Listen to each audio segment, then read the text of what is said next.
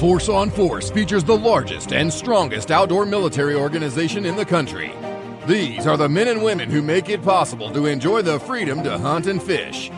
It is with great pride that we bring you Force on Force podcast, coming to you from the Force on Force Talk.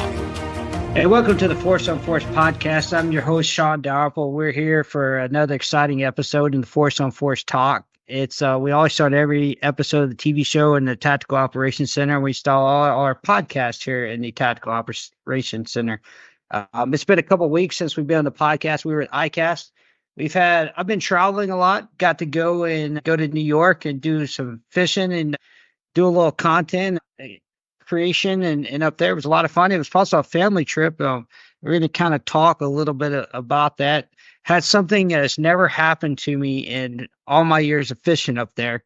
And really, we shared a video on our Facebook page talking about right place to right time. And you don't always know where you're supposed to be, but you're in the right place because you're supposed to be there, but not because you want to be there. And I ended up rescuing a guy that was flipped his boat right there in front of me on, I think the first day I was out there fishing. And the irony of that whole situation is we're at ICAST and there's a whole debacle with the airlines. And I fly Southwest for the first time in a long time. And so I get to make it home. And one of our guys gets stuck there for 5 extra days. And I'm able to make it home and then travel up there to New York.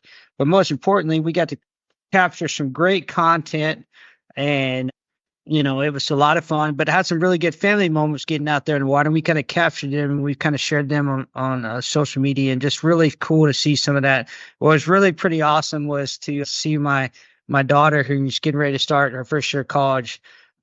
She was out there fishing with us and she caught her first bass smallmouth, and it was a little 4-pound smallmouth, and it was really, really cool to watch all that unfold from a family moment. And then this week, we've taken off, drove from New York to Kentucky and headed to Houston for the Texas Trophy Hunters show. Met up with one of our guys that's going to be on the podcast tonight, Robert Richards. She's on the Army Hog Hunter show, and did a little fishing down there in Galveston to meet with one of our partners. And we also got Jeremy Fly on here tonight. How you guys doing? Doing good, Shawn. Thanks for having me on. Good, Shawn. Thanks. Hey, I will tell you guys, I have logged a lot of miles. I know Robert saw me last Friday, and I was pretty tired after driving. I had a couple of days of rest in there, but it was a long time traveling around the world. Pretty excited adventure I've kind of been on. Get to do some pretty cool fishing. You know, Robert's Jeremy, you fish too, and Robert came over kind of from the fishing side of the house. So getting to go to New York was a lot of fun, and getting to chase those smallmouth up there. It was a blast. I know there's really, in the summertime, there's nothing like it. And then Robert wants to take me out there, and we want our partners to have a meeting in Galveston where it's like 100% humidity, and I'm sweating to death after not being in any humidity up in New York fishing for smallmouth. So I don't encourage you to do that, Jeremy. I don't encourage you to go from New York fishing to right there in Galveston. It's a big shock. That's a huge change. That's a shock. We had a great time, caught some good fish down there, and it was a lot of fun. But we wanted to bring you guys on because we're right in the middle of a great new series with the Army Hog Hunters on the Sportsman's Channel. You guys are an integral part in this. You guys from the get-go have kind of been, from this TV show, just kind of talk about the first episode. You two guys are kind of partnered together and kind of written off to weren't you? And it kind of worked in you guys' favor, didn't it? Yeah, absolutely. That first night we thought we were going to kill some pigs, and then I had a little gun malfunction where I didn't let the bolt slide all the way forward. So by the time we figured that issue out and got the gun cleared, and then it was over. They were gone. Yeah. So what was it like, Robert, waking up? You know, you guys come in with a big goose egg after all 3 teams had gone out there and killed a hog, I think, that first night. Well, I mean, you know, we were feeling good because, I mean, from the get-go, we had deer come out, we had raccoons around the feeders, we had possums. I think there's even a field mouse or two. I mean, it was really neat. It was so quiet, you know. Then we hear some shots go off, and we're like, man, are we going to get anything? And you know, it just right at dark, all of a sudden, you know, just happened to Jeremy just happens to look, I guess it would be kind of north out of the blind, and all of a sudden this whole sounders coming down, and these weren't just little piglets or or sows. I mean, these a couple of them were really big boars. I mean, really big. And he had that double feed and cleared it. And by the time he looked back out there, yeah, they were gone. It was pretty heartbreaking. Absolutely. Yeah, which I think though, I mean, you know, you guys go to bed that night and you guys have no pigs on the board, right? None whatsoever. And you wake up the next morning and you get told that you guys got 3 in the hog traps. And that the whole competition is flipped over upside down. Oh yeah, that was definitely a game changer. How does that how was that? How did you go from you kind of went from being like, hey, kind of down to like, now everybody's kind of like, crap, what are we gonna do with these guys? Yeah, we went from a 0 to a hero real quick. The whining was going on. I mean, they're like, oh, with Jeremy, they're like, oh, look, the Air Force goes to bed, and then I think it was Randy's like, Air Force goes to bed, and then they wake up in the morning with a medal, and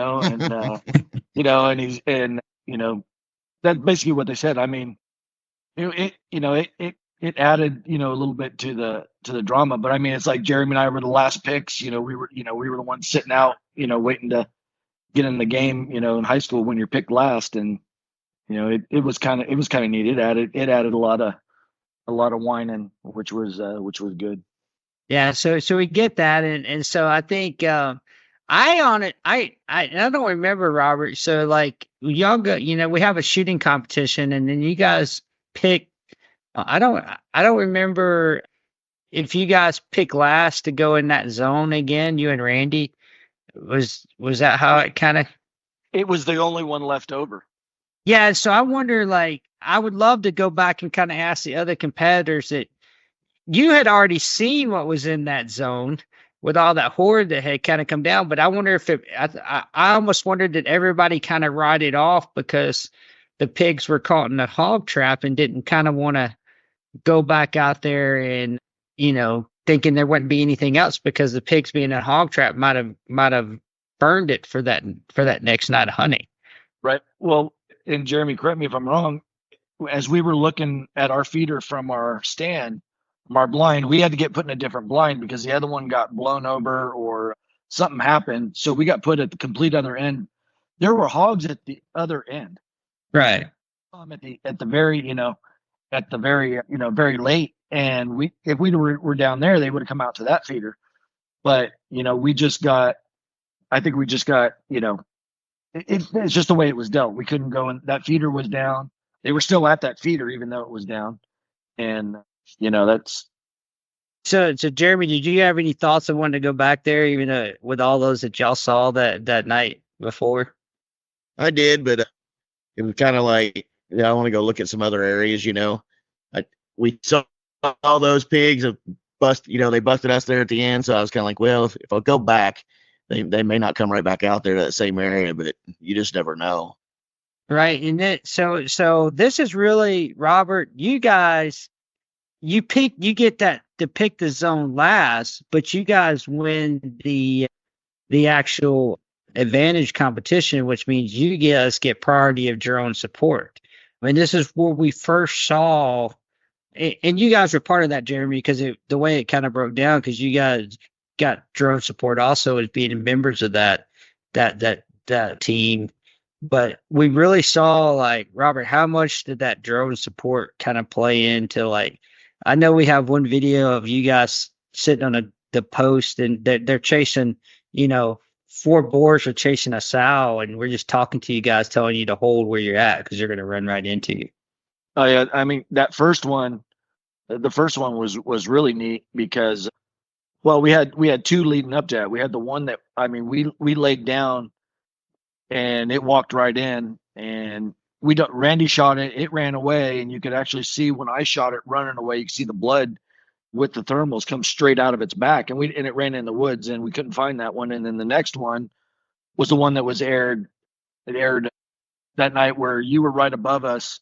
Yeah, we were laying down, and we shot it, and it fell straight down. And then we went up to that feeder where you were talking about, where they were chasing those boars around, and I think we ended up shooting 3 right there in that feeder where we were at, Jeremy. The Yeah. first night, there was 3 of them running around right there, and we shot 3. And then the drone, where the drone really came in handy, was finding, I think, 1 or 2 of them that ran into the brush. That was the big part that, that the drone, I think that's what the drone played a big one. But the biggest surprise was behind that feeder, how many more pigs there was that we couldn't get to because they were in that swamp. That was the thing that surprised me. There had to be 25 or 30 of them just on the other side of that feeder. That was the same problem we had that night. We saw the pigs out in the swamp. You and Patrick are like, yeah, there's a bunch of them. So we felt like 2 miles across that levee, and then we get down there, and we opted to not shoot because the road was in the background, and we just didn't want to take that chance of causing an injury, and we didn't realize we could have gone past it and then turned and then shot back the other direction, and we would have laid them down. But whether we could have got them out of that swamp, I don't know. I don't know how deep it is. So there's a lot of things going on. I know, you guys kind of set up. So we go into episode 6.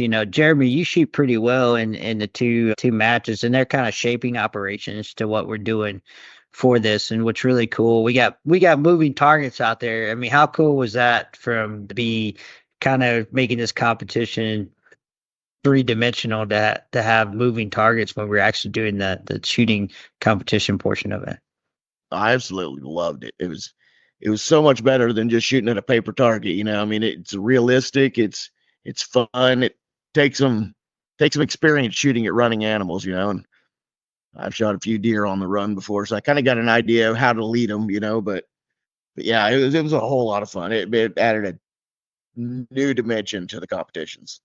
Right. So you guys get, Jeremy shoots really, really well. And I think, it takes it brings it, Robert, you kind of jump up there. So we got episode 6 kind of airing this week. Kind of want to spend some time kind of talking about that. You guys, there's 3 of you right there together. That's all within striking distance of winning this competition as we go forward to see who comes out as champions, right? So it's going to be really, really tight. And so you guys are going to hunt in different zones than each other, but you're going back with your trusted partner, Josh, that you had for the round before. And Robert, you're not going back with the same partner, but you're going back to the same zone again, aren't you? Right? Zone. Yeah, I spent all of it in whatever that was, zone 1 or 4. I can't remember. I think it was 1. Yeah, you have no idea what the rest of the property looks like out there, do you? No. I just knew whatever they call that, the pipeline. Yeah. I only know the pipeline because Randy and I walked it like 6 times, that night. And, and then I heard the night before, that Dawn and Thomas walked like 4 miles. And I'm like, crap, she's gonna want to go walk some more. I was tired from Randy going, we got a low crawl, and yeah, no, I knew there was more in there. The only place that we never had looked at all was the middle area of that zone. The middle area was where we had a couple of pigs run into that we shot.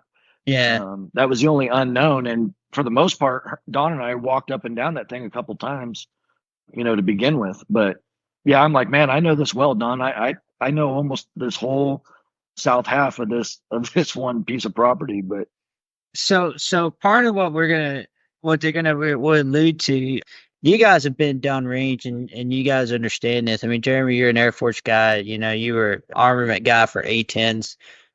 How much does weather play in the real world scenario when we talk about air support downrange?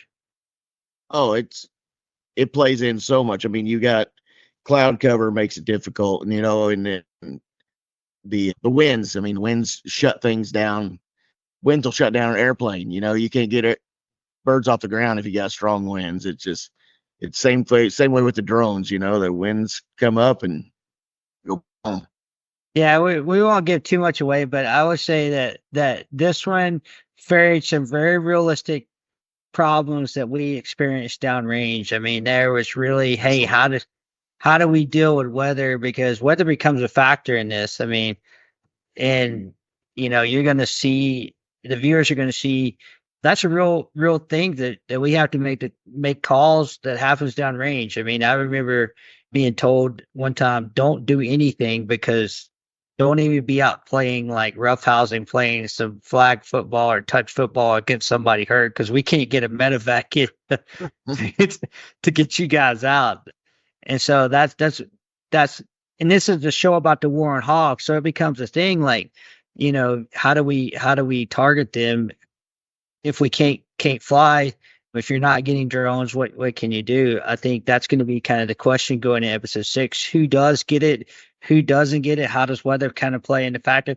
But Robert, were you kind of nervous because you're in the lead, but you're being hunted? So how stressful does it make you having to worry about all these factors going into this episode? So as we talked to Robert, he the there we go. A little technical difficult. There is. It's he's so he was so thinking about it. He was so stressed out right now. He can't even hit the unmute button. Yeah. No, I was my son's yelling in the other room on Xbox, and I'm sure we all know what that's like. So I didn't want that to come through, but I really wasn't nervous, and the reason why is because I had no expectations going into this hunt. Yeah. I hadn't hunted in years. You know, I hadn't felt, I didn't feel any pressure because I was like, this is going to play out the way it plays out. And, I can't control the animals. I can only control myself. I wasn't pleased with my shooting leading up to that. I mean, the first round of shooting, I mean, I wasn't too far out. I was only like I want to say 4 points out of first. So it wasn't a lot, but the next several rounds I stunk it up bad. And I'm like, man, I'm not really showing, what I can do. And and I'm really, and I'm looking forward saying, what can I do to better my, do a better showing? I don't want to be the only bass guy to come in there and really just, stink it up. Even though I knew I wasn't going to come in, last, because some people did have some runs of bad luck and not seeing anything. And, there was a lot of other people that also struggled quite a bit. So in that long-winded way that I talk, I wasn't feeling too much stress at this point. Yeah, Jeremy, how about you? Did it make you stress, like knowing that you gotta go out and kind of, you know, shoot like, well, you got to shoot the way you shoot, but you got to have some cooperation for the animals, and you're like, Oh, you need absolutely. you need a little help. I was gunning for him. I was going to do whatever it took to try to catch up. And I don't know how many miles Josh and I walked that night, but you can double my steps to his because he's about a foot taller. So, oh man, I was wore out, but I was going to do whatever it took to try to catch him. Yeah, so you got all that stress going on. I mean, we filmed for a couple of days. It's tiring. We got weather coming in. It's setting up. Episode 6 is going to be a lot of fun because it's going to really set the stage setter to make it like very intense, replicate what we kind of want to talk about stress. It's really, I think this is hog hunting is so fun, and just to kind of see you guys out there, it was a lot of fun to be behind the scenes on this effort to get to do. From the flying the drone and kind of coordinate that part of it. And it was just kind of cool to watch that piece of it and to see how you guys kind of worked out. I know as we go forward, we're going to see how this thing kind of shapes out. I know we got a lot of stuff going on. Last week we were Texas Trophy Hunters. This week we're going to be in Shawnee, Oklahoma, doing the Outdoor Nation Expo. And then the following week we'll be back in San Antonio doing Texas Trophy Hunter. We're also getting ready for deer season. I know, Robert, you mentioned you hadn't hunted in a long time, right? And this is something that you're getting back into, and you're enjoying it. You've been out hog hunting the other day. We got some pictures we'll drop here of Robert, being out hog hunting again. And I mean, it's just fun to get back out there. But Jeremy, we're in the process of prepping for deer season, and what are some of the stuff that you've done to get prepped for deer season this we kind of end up here to kind of talk about this? I've had my wise eyes out and watching the deer. I've been hitting the mineral licks pretty hard that I've put out for them. So I've been trying to find my target bucks, that is. But last week I went down in my bottom field and I no-tilled about 5 acres of milo and about 3 acres of soybeans. So I hope if we can get some dang rain, they'll come up. The soybeans are sprouting, but I don't know how good it's going to go because we haven't had rain in about 3 weeks. But that's what I've been doing, is just trying to get more food for late season hunting. I need to be out there trimming some limbs around deer stands and stuff, but trying to find time, and when it's not 110-degree heat index. That's what it was 112 heat index the other day when I planted all those beans, and it dropped down to like 103. I was like, I got to go, and I didn't have a chance. It was now or never, And that's kind of, talk about the no-till. That's kind of interesting conversation. So Jeremy and I are talking, and he's talking about food plots, and he's like talking about he got some stuff in, and just a little FYI, this is not an idea for me. I'm hoping that the guy who told it to me, I'm going to try to have him on a little podcast later, but some of that stuff can be pretty expensive to have all that stuff to put food plots in with like a no-till and everything else. But what I found out, and the information I passed on to Jeremy, is you can go to the co-op and some places like that, and you can rent one of those things pretty cheap, can't you, Jeremy? Oh yeah, I got mine from the USDA Soil and Water Conservation District, and I think it's about a $25,000 machine. I had it for 5 days, and it cost me $200. Right. So I had to tow it like 20 miles, and take up a lane and a half. Yeah, I was that guy that nobody likes, but I got my stuff planted. Yeah, but that's a good thing for all the listeners out there to kind of, as you get prepped for deer season. If you don't know that, if you got a tractor, and I don't remember what the requirements were. It depends on what the size of the no-till is, I think. But I think, if I remember, it was like a 60 horsepower requirement on the tractor.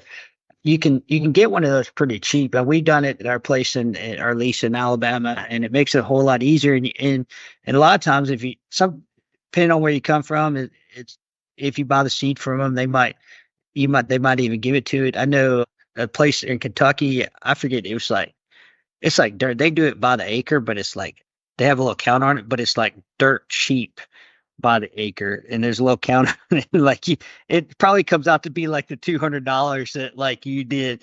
And so I don't, that's the cool thing about it. When you have this wealth of knowledge to kind of pass on to other people, it's like, hey, I didn't know about it until somebody told me. And I'm just like, Jeremy and I are talking one day. I'm like, hey man, have you ever tried this out? And he's like, that's a good idea. So he called me a couple of days later. He's like, hey, I felt one. I'm going to get it. And I got on my phone searching as soon as you told me that.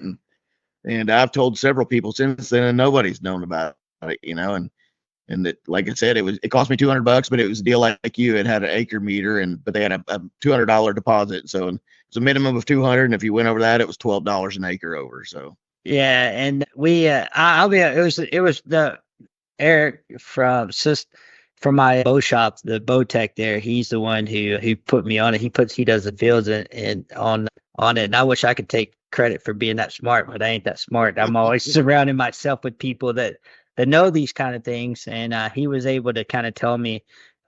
I think I even overheard him talking to somebody about that other day. That's one cool thing about hanging around bow shops and things like that, and picking other people's brains, and you find out all kind of cool information. But I know one of those pictures we shared on our Facebook page on the Buck Hunter side, maybe it was like last week, was Jeremy's bachelor group of bucks that was there on the Wise Eye trail cameras.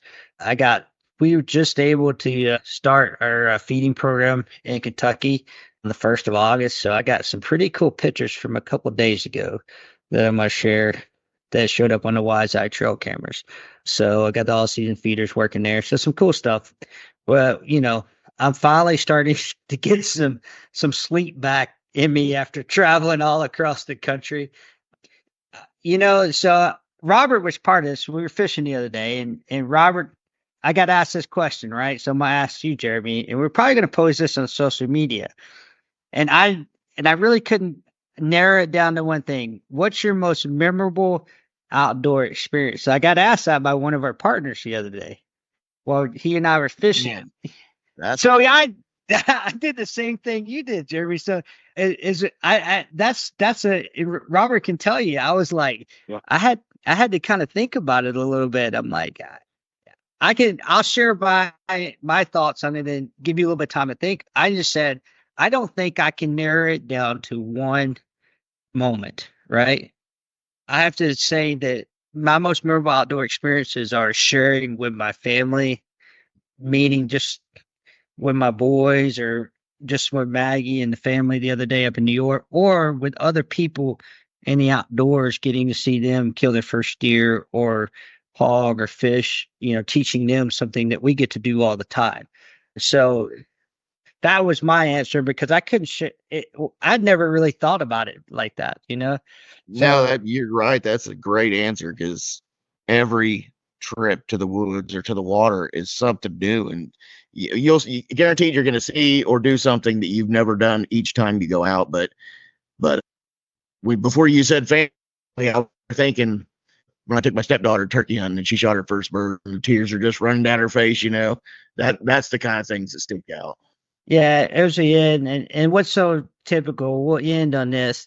I think, is we always talk about our military moments on the TV show. And I think I shared this with a couple of people that I've talked to the last couple of weeks that with this year on the Hog Show, we talked about the toughest day in the military. And I thought it was pretty cool that you kind of shared the toughest day in the military was the day you left. And I don't think people can kind of understand that, but us that, I always kind of say it's that scene from We Were Soldiers when he's on the parade field in Fort Benning and he's giving the speech. Some people say we're going, away from home, far, far away, but we're going to what home always was meant to be for us, which is really surrounded by our families. And if you haven't seen that episode with Jeremy, he talks about that whole experience and what it's like to be, and that's really when we break down to what we do: Army bass, buck, hog, redfish. We could not kill a deer, catch fish, kill a hog, whatever, or all the charity work we do, but it's that bringing the community back together, because when you get out of the military, it is such a tough day because everything that you've known your whole life is kind of done. Hey guys, I appreciate you guys being on. I know it's take a lot of time out of your night to kind of hop on the podcast with us. I really appreciate all the hard work you guys do and what you guys kind of did on the show. Hey, be sure to watch episode 6 on the Sportsman's Channel this Friday and Saturday as it airs. It'll be kind of interesting. Set up the championship round. If you want to know more about Army bass, buck hunters, duck hunters, hawk hunters, redfish, go to forceonforcetv.com, and we'll see you next time. Cool? Thanks for listening to the Force on Force podcast. Join us next time as we dive into more topics from the Force on Force Talk. For more information or to learn how to join the organization, visit our website at forceonforcetv.com.